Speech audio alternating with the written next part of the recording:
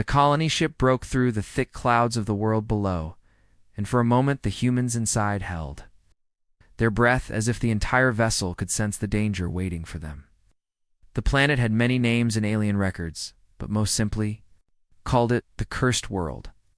Storms wrapped around its surface, glowing forests covered the land like scars, and deep under the soil, poisonous air waited to kill any life bold enough to stay. Every alien who tried to settle here had failed. They had left ruins and warnings carved in stone. No one could survive the first night. That was why the galaxy laughed when humans chose this place as their new home. To the aliens, it was suicide. To the humans, it was a challenge. The first human to step out was Captain Mara Holt. She wore a broken helmet patched with scratches. And as her boots sank into the dark mud, she looked at the land with steady eyes. The storm above howled with angry winds, lightning split the sky, and in the distance the forest seemed to breathe with faint blue light. The crew followed, dragging heavy crates and broken machines from the ship. Their scanners gave confused readings. Oxygen mixed with poison, gravity pulling heavier than expected, temperatures falling and rising without pattern. A normal race would have turned back at once. But humans kept moving, setting up shelters with metal sheets and ropes, hammering against the storm's roar. Their breath fogged inside cracked visors, and their hands froze against steel, but not one of them spoke of leaving from orbit. Alien observers watched in silence. Their screens showed humans building crude walls around their camp, even while the storm tore apart landing gear. One alien officer muttered that they would not survive the night, just as no other species had before. Another said it was cruel to watch them die, but none of them turned away. Curiosity held them because humans had a reputation. They came from a world already marked as a death planet by alien standards, a place of predators, disease, and storms. Still they had thrived. Some wondered if that same stubbornness could matter. Here, as the sun sank, the planet changed. The glowing forest brightened, casting blue and green light across the mud like rivers of fire. The air grew heavy with strange whispers, as if the trees themselves were breathing. The humans noticed shadows moving at the edge of their camp. The scanners flashed warnings, unknown life signs circling them. Captain Mara raised her rifle but gave no command to fire. Instead, she ordered more lights to be set around the camp. Old flood lamps flickered to life, casting harsh white beams into the darkness. For a moment the shapes in the forest froze, then moved back, as if waiting for the light to fail. The humans kept working, dragging more machines into position. Refusing to show fear inside the half-broken command tent, the crew studied alien ruins collected near the landing site. The symbols carved into stone repeated the same phrase, "Do not stay through the night."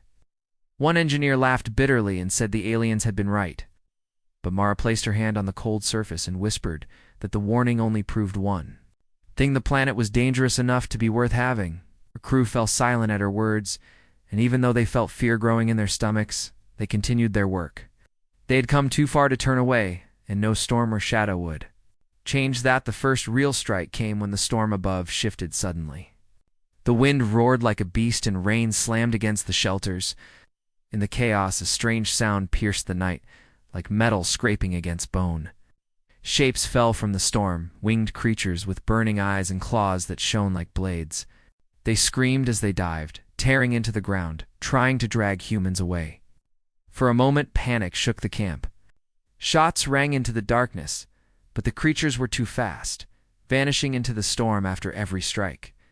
The aliens in orbit leaned closer to their screens, whispering that this was the end, that humans would not last even an hour against the hunters of the sky. But the humans did not scatter. Mara shouted over the storm for her people to hold their ground. Instead of wasting fire blindly into the sky, they dragged broken equipment into place. Sirens began to wail, loud and shrill, and the lights grew brighter. The creatures shrieked in pain at the sound and light, swerving away from the beams. At once the humans understood. They turned their fear into weapons, filling the night with light and sound, until the storm itself seemed weaker than their defiance. The flying beasts circled and screamed, but they did not strike again. Slowly, one by one, they retreated back into the storm's cover. When silence returned, the camp stood battered but alive. No one had been taken, though several lay wounded. The humans gathered close, their faces pale, their hands shaking. But Mara smiled, and the crew found strength in it. They had survived the first attack. Around them, the forest glowed brighter, as if watching. The ground beneath their boots trembled faintly, almost like a heartbeat. The planet was testing them, pushing against their will. But humans had a strange way of answering challenges. Instead of fear, they felt something else rising in their blood, a fierce excitement. The same feeling their ancestors once felt when facing storms and predators on Earth. This world was dangerous. Yes, but it was alive, and to them, that meant it could be beaten in orbit. The alien observers sat in silence. The humans were still alive, still building, still daring to stand against a world that had broken every other species. One alien whispered that perhaps the galaxy had judged them too quickly. Another shook their head and said the humans would still fall by dawn. But in their hearts, each of them felt an uneasy truth. Something about the way humans stood in the storm, lit by fire and lightning, made it seem as if the planet itself would have to bleed before they gave up. The first night was only beginning, but already the legend of humanity on the cursed world had started to grow. The night had not ended when the humans thought the danger was over. After the first attack from the winged beasts, silence fell heavy across the camp. But it was the kind of silence that carried weight, like the pause before another storm. The glowing forest pulsed with strange light, the mud beneath the shelters shifted, and the wind carried whispers that none could explain. The crew stayed awake, gripping weapons, fixing lights, and staring into the dark sky. Some feared the creatures would return. Others feared something worse was coming. No one spoke of sleep, because instinct told them sleep was death. They knew the planet was not finished, testing them above the camp. Storm clouds churned with unnatural speed. The lightning moved in patterns that did not feel random, striking again and again near the edges of the forest, almost like warnings. Captain Mara walked between her people, placing a hand on shoulders, whispering for them to stay sharp. She had no promise to give, only the quiet certainty that they would face whatever came together. The air grew colder, the wind sharper. The scanners gave out faint alarms, signs moving high above the clouds. The humans looked up and saw shadows circling in the storm, darker than the darkness itself. Their claws caught flashes of lightning, and their wings spread like burning sails. The same hunters had returned, but this time they came in greater numbers. Alien records had once called them the sky that hunts. Entire colonies had been destroyed by their endless circling. And now they had chosen humans as their Pratha. First scream broke the silence. A soldier barely had time to fire before a claw tore across his shoulder, fell with blood soaking into the mud, his cries drowned out by the roar of wings. More creatures dived from the clouds, their talons slashing at shelters, ripping apart walls of steel. The camp turned into chaos as humans fought to hold the line. Flood lamps shattered under claws, plunging parts of the camp into darkness. Where the light died, the creatures struck harder, dragging men and women into the storm. The aliens watching from orbit leaned forward, whispering that the humans would now break. No race had survived the sky that hunts. Not even once, but Mara did not allow fear to spread. She climbed onto a broken container and shouted above the screams. Her voice carried through the storm like steel cutting through fire. She told her crew not to waste bullets on shadows. She ordered them to think, not panic. Her words cut through the fear, and the crew obeyed. Engineers dragged heavy metal sheets together, forming walls that reflected light. Others lit emergency flares and threw them into the sky. The storm filled with fire and smoke, and the creatures swerved away from the brightness. A scientist noticed that the screeches of the beasts shifted when sound waves rose, so they dragged sirens closer, boosting them until the noise pierced the night. The air filled with sharp wails, louder than the storm itself, and the hunters screamed in anger. The fight turned. For every lamp broken, humans lit another. For every man dragged away, two more took his place. They turned fear into focus, and the sky that hunts, creatures that had driven other species mad, now faltered. They did not understand prey that refused to scatter. They had evolved to kill the weak, the panicked, the fleeing. What, the humans, stayed shoulder to shoulder, backs against fire, eyes steady even when claws ripped the air above them. Blood stained the mud, but they stood. Slowly, the creatures circled wider, less eager to dive. For the first time, they faced prey that burned back the night hours, dragged like years, and still the humans fought. At last the storm began to weaken, and the hunters' cries grew distant. They circled higher into the clouds, unwilling to strike. Again, the survivors stood among broken shelters and burning flares, their bodies aching, their faces pale. They had held the camp, though at a cost. 4 were dead, several wounded, and exhaustion pressed on them like a mountain. Yet when they looked to their captain, she stood unbroken, her face lit by firelight, her rifle across her chest. She told them they had won more than a fight. They had won proof that the impossible could be broken. The first night was not over, but already the planet had shown its teeth, and humans had not run. They had bitten back in orbit the alien observers could hardly breathe. They had seen the sky that hunts wipe out entire colonies in a single night. They had written laws forbidding any species from ever trying again, yet the humans were alive. Battered, bleeding, scarred, but alive. Some aliens whispered in fear, saying humans must be cursed, or blessed, or something worse. Others argued that it was luck, nothing more. But deep inside, every one of them knew the truth. Luck did not turn fear into weapons. Luck did not teach prey to fight storms with light and sound. This was something else, something they had not seen before. As dawn threatened to rise, the storm faded into gray clouds. The hunters vanished into the distance, leaving the camp in fragile silence. The survivors began to rebuild, their hands trembling but steady. They did not speak of leaving. They did not speak of surrender.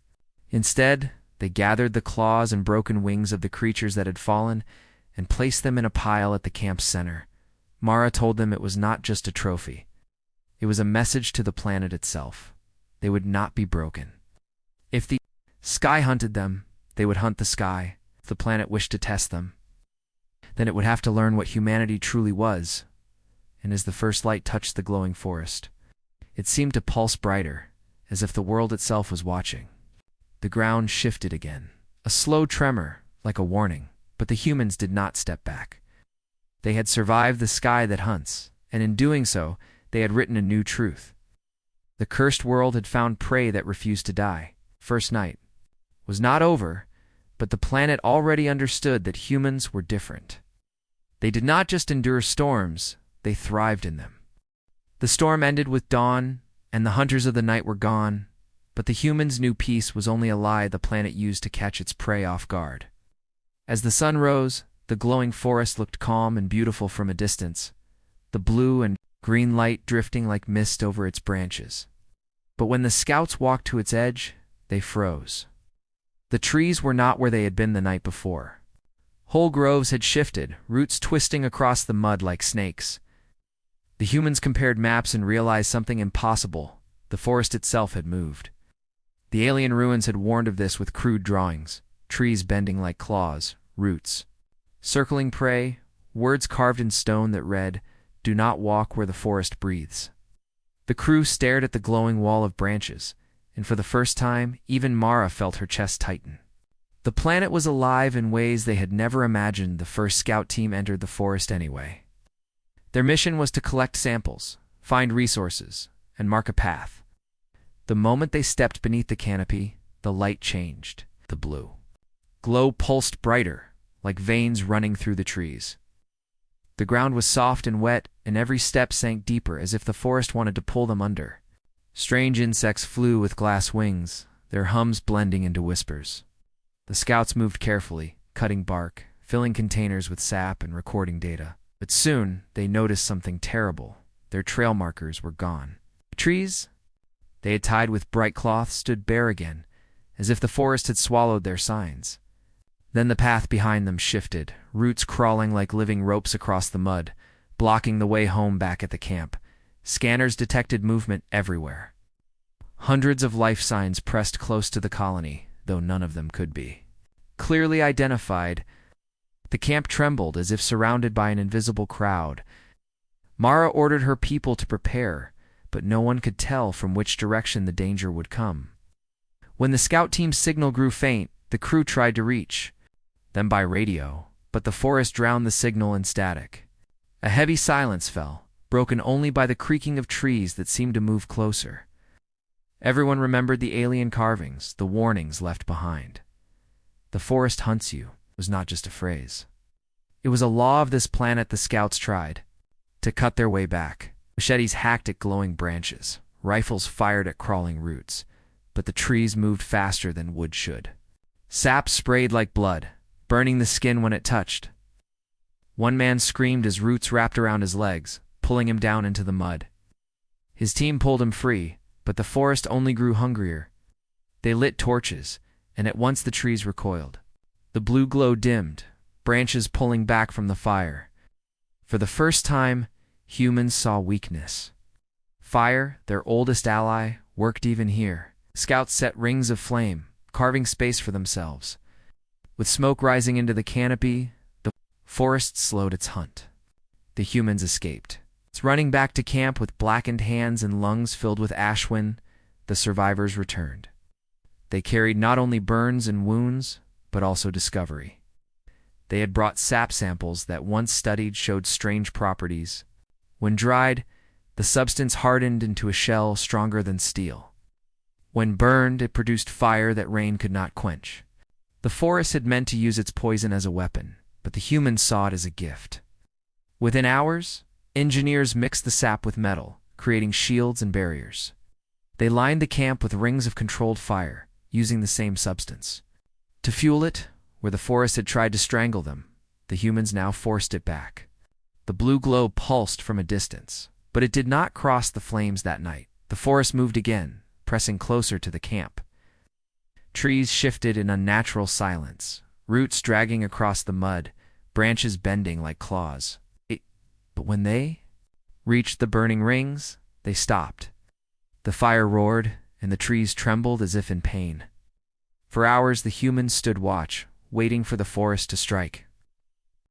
Instead, it circled, always at the edge of light, as if studying the invaders. The planet was learning about them, just as they were learning about it. And for the first time since landing, humans felt they had turned one of the planet's weapons into their owning orbit, the alien observers argued. Some shouted that this was impossible. Every species that entered the forest had vanished. Others whispered that the humans were mad. Only madness would lead them to set fire to their only source of shelter and resources, but none could deny what they saw. The humans had bent the rules of the cursed world. They had faced the moving forest and survived. And not only survived, they had stolen strength from it. Mara stood at the edge of the camp, watching the firelight dance against the glowing trees. Her hands were cut, her eyes heavy with exhaustion, but her spirit burned brighter than the flames.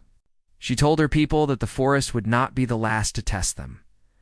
The planet had more terrors waiting, but every time it struck, they would strike back harder. If the world was alive, then it would learn what kind of creatures had come. To live upon it, the humans were not like the others. They were not prey, not victims, not wanderers. They were builders, fighters, survivors. And no matter how many nights the planet threw at them, they would not bend. The forest pulsed again, glowing like a heartbeat in the distance. The ground trembled softly, and the air filled with whispers that were not wind. The planet seemed to whisper its warning, the same one carved in stone by those who came before. Do not stay through the night. But the humans only stood taller, their eyes reflecting the fire.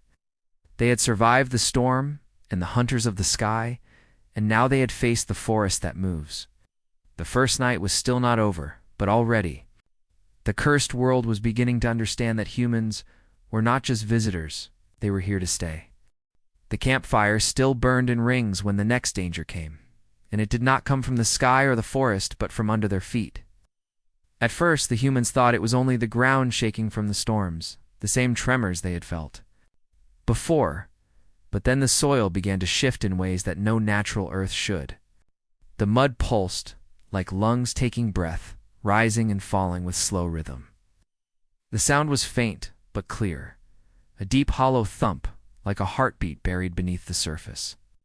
The crew froze as the ground beneath their boots shivered, and several whispered the words carved into alien ruins, the living Earth. The humans had thought it only a warning, another exaggeration from the races that had fled this world, but now they knew it was true. The ground itself was alive when the first sinkhole opened. It swallowed a storage unit whole. Metal walls collapsed inward, dragged screaming into the dark pit, and from the depths came a blast of green gas. The humans staggered back, choking. As the air filled with poison, masks snapped into place, filters hissed, and soldiers fired flares into the hole. The light revealed shifting tunnels crawling just under the surface, like veins of a beating heart. The ground was not only alive, it was moving, reshaping itself to trap them. Panic rippled through the crew, but Mara's voice cut through again, steady as iron. She told them to hold the line, to move carefully, to respect the Earth, but not to surrender. Fear was the planet's first weapon. If they gave in to it, they were already dead. Scouts were sent to study the shifting terrain. They discovered that the poison gas vented from cracks every time the Earth pulsed, filling the air with toxins strong enough to kill in minutes. Old alien ruins nearby showed skeletons, twisted in frozen shapes, victims who had died with no wounds but lungs full of poison. Warnings had been carved on walls with crude drawings, figures sinking into the mud, vanishing into open mouths in the earth. And yet, even as fear grew, humans did what they always did. They studied. Samples of the gas were captured, tested in labs, and found to contain energy unlike anything known. It was dangerous, yes, but also powerful. While others had fled from it, the humans looked at it as fuel waiting to be claimed, but the planet struck harder. A team of 5 who went to map the underground never returned. Their signals faded into static, and for long minutes the camp waited in silence. Just when Mara was ready to declare them lost, faint movement came from the edge of a sinkhole. By one, the scouts crawled out of the earth, faces pale, suits torn, eyes wide with terror. They carried something strange with them, glowing crystals torn from the tunnels. The crystals pulsed like living hearts, storing energy that crackled in the air. Even through gloves, the humans felt the power buzzing against their skin. The scouts spoke in broken voices of being pulled deeper by moving soil, of walls closing around them like jaws of gas, trying to choke them silent. But the crystals had given off bursts of light that repelled the earth, giving them a chance to escape. They had not just survived the living ground, they had stolen its secret treasure. The engineers worked fast. They placed the crystals into failing power units, and at once the camp's broken machines roared back to life. Lights burned brighter, sirens screamed louder, and weapons charged with force stronger than before. The ground had tried to kill them, but had instead given them a gift. The humans lined the camp with crystal-powered lights, driving back the poisonous mist. Where the gas had once choked them, now it was pushed aside by their own invention. Yet, even as the camp grew stronger, the earth did not stop moving. Tremors rolled through the night, and sinkholes opened like hungry mouths, forcing the humans to build walkways of steel. Every step on the planet was dangerous. Every patch of soil could collapse beneath them. Still, they did not run from orbit. The alien watchers were shaken. They had seen colonies disappear into the earth in less than an hour. They had seen great armies sink with no trace, poisoned and buried alive. No one had ever returned from the tunnels. Yet the humans had done more than return. They had walked out carrying the planet's heart in their hands. The aliens argued bitterly. Some said humans were insane, playing with power that would destroy them. Others whispered that perhaps this madness was why they endured, why they lived where others died. And when the crystals lit the camp with a steady glow, brighter than any storm, the aliens felt fear. Not of the planet, but of the humans who could tame it. That night, the tremors grew violent. Whole sections of the ground rose and fell like waves. Poison vents opened around the camp, spraying green clouds. But the crystal-powered lights burned through the mist, keeping the air clear. Mara stood at the edge of a sinkhole, watching the earth writhe like a wounded beast. She told her crew, that the planet was not just fighting them, it was learning them, testing their limits. But she also said something that froze everyone listening. If the planet was alive, then so were they, and life always fought hardest when it was afraid. She told them the cursed world feared them now because for the first time in its long history, something had looked into its poisoned lungs and stolen breath away from it. The camp did not sleep that night. The humans worked in silence, building platforms above the breathing earth, reinforcing walls with sap and steel, placing crystals where gas once killed. Every tremor reminded them they lived on the edge of a predator's mouth. Every hiss of gas whispered that the world wanted them gone. But instead of despair, they felt a rising fire inside. The planet could shake, it could breathe, it could try to swallow them whole, but humans were children of danger themselves.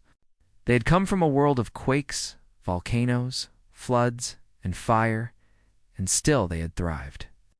Now they would thrive here too by dawn. The ground grew still again, as if exhausted from the battle. The crystals glowed steadily, the camp stood unbroken, and the survivors stood taller than before. They had faced the living earth, the planet's breath of poison, and they had not fallen. The first night continued, but the cursed world now knew it had met its match. The humans were not prey, they were rivals. The rivals did not run. The humans had survived the living ground, and for a short time they believed the worst was behind them. The crystals glowed in the camp, their strange energy feeding broken machines back to life, and the fire rings kept the forest from closing in. But on this cursed world nothing stayed calm for long. The air grew heavy again, clouds rolled with strange speed, and the wind twisted like a knife. The storms had always been violent here, but now they felt different, as if the sky itself had begun to learn from the battle below. It was not just weather anymore. It was something alive, watching, waiting, and ready to strike in ways it never had before. The first sign came with lightning. Instead of random flashes, bolts began striking only at the camp's edge, hammering the steel walls and shattering equipment. The crew checked their scanners, confused to see no natural patterns. The storm had found their defenses and was aiming directly for them. Rain followed, but it did not fall as usual. It came in sharp waves, blinding curtains that drowned fires, choked drains, and soaked machines until their circuits burned. The humans fought to shield the crystal generators, but every time they saved one side of the camp, lightning struck the other. The storm was playing with them, testing their weak points like a predator learning how prey moved. For the first time, Mara felt the sky was no longer just a force of nature. It was an enemy the crew worked without rest. Engineers dragged metal, sheets to cover the generators. Soldiers used rifles not against creatures but against the sky itself, firing into the storm as if noise and defiance could scare it. But the wind howled louder, ripping ropes apart and carrying debris like spears. A storage tent flew into the air, spinning until it vanished into the clouds. The humans clung to the ground, mud sucking at their boots, water freezing their skin. Yet even in the chaos, they refused to break. Mara shouted that the storm could roar louder than 1,000 cannons, but it would never drown their will. Her words cut through the noise, holding the camp together as the storm pressed harder. Then something new happened. The scanners detected heat signatures moving inside the storm. It's not beasts of flesh, but shapes made of cloud and lightning itself. The sky that hunts had been terrible, but these were worse creatures born of the storm, their bodies shifting with every flash of light. They dived from the clouds, striking like living bolts, claws of electricity tearing into walls. One man screamed as a glowing figure passed through him, leaving him trembling on the ground with smoke rising from his skin. The camp filled with fire and panic, but the humans fought back. They used the crystals to charge their weapons, turning rifles into cannons of light.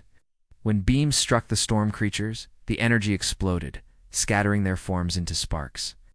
For every soldier who fell, another stepped forward, refusing to give ground. Hours of battle passed, and still the storm did not tire.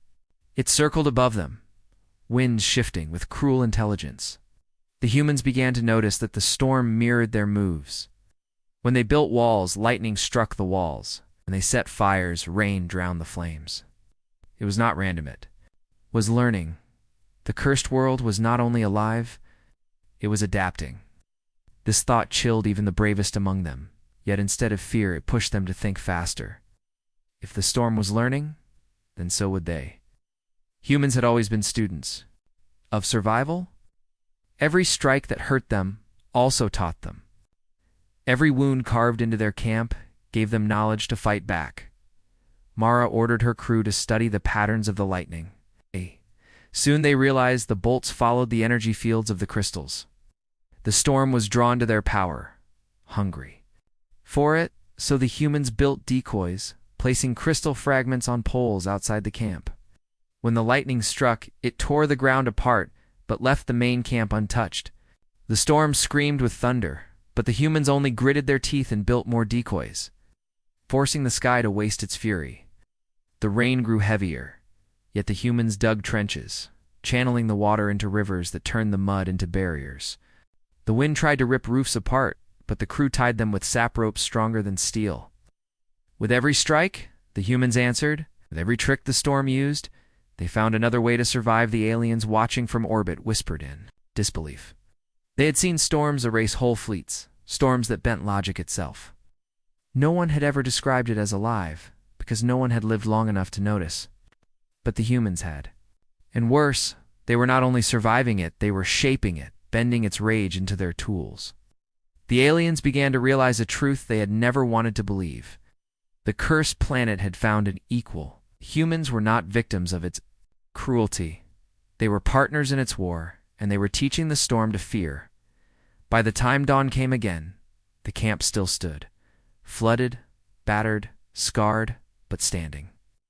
The storm had retreated into the horizon, leaving the sky gray and heavy, as if waiting for another chance. The humans stumbled through the wreckage, helping the wounded, repairing what was broken. Exhaustion covered every face, but so did a fierce pride. It survived the storm that learns, the sky that had once erased colonies in a single night.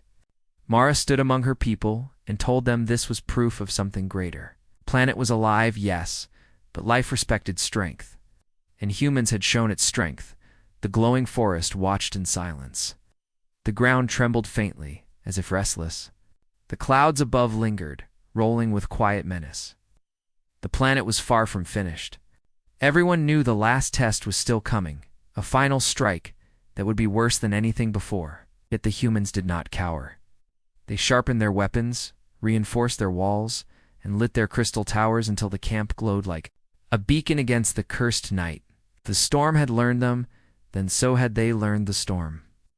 The next battle would decide everything, and the world itself would see whether humans could truly never be broken.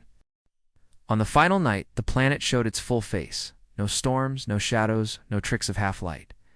It was only the raw and endless darkness of midnight, and in that darkness the truth revealed itself. The humans were not the weak ones. They were the predators disguised as survivors. The alien scouts had returned to watch, expecting the humans to fall apart without supplies or rescue. They thought the last days would bring desperation, but instead they saw something they had not prepared for. The humans had built their own defenses, walls of fire, dug traps that used the shifting soil, and trained their bodies to move in the hostile air like it was their natural home. When the ground beasts came again, this time in greater numbers than ever before, the aliens finally saw what it meant when humans fought not for hope of escape, but with the certainty that they would endure. The battle lit the night sky, the flames rising as humans shouted not in fear but in rhythm like war chants. The creatures were stronger, faster, deadlier, but they could not outlast the human spirit. The aliens observed from their hidden vessel, and some whispered that maybe they should end the experiment. Now before the truth spread, but others insisted, they keep watching for knowledge. By dawn, the battlefield was filled with silence. Only the fires and the wounded remained, but the humans still stood. They had lost some, but none had broken the line. The planet had tried to crush them. The beasts had tried to tear them apart. The storms had tried to drown them, but nothing had claimed them. One human, a woman with blood streaked across her face, looked straight into the hidden cameras that she somehow sensed, and she spoke a single line, not to her team, but to whoever was listening. We are still here. The aliens recoiled at those words, because survival was not supposed to be defiance. Survival was not supposed to be a weapon, but for humans, it was both in the records of the galaxy. This world had always been marked unlivable, cursed, abandoned, yet now it bore a new mark. The first night that should have killed them instead became the beginning of something else. A warning carved into history weeks later when the galaxy debated what to do with the humans stranded there. One fact spread faster than fear: they did not merely survive. The impossible world, they made it theirs, and if humans could survive on a planet that no one else dared touch, then there was nowhere in the stars they could not claim the first night had proved. Everyone wrong, but the last night proved something worse for their enemies. Humans were not waiting for rescue, they were preparing for expansion. That planet which had been left for dead became the cradle of a legend, and the aliens who thought they were studying weakness discovered they had instead awakened strength in every shadowed corner of the galaxy. Leaders whispered to their advisors about what had happened. Some demanded preparation for war, others demanded alliances before it was too late. And somewhere in the darkness of that dangerous world, the humans looked at the rising sun and knew the galaxy had just seen what the first night truly meant. It was never about survival. It was about showing that nothing could stop them from living, thriving, and turning the impossible into their home. And now, every world would remember the mistake of doubting humans.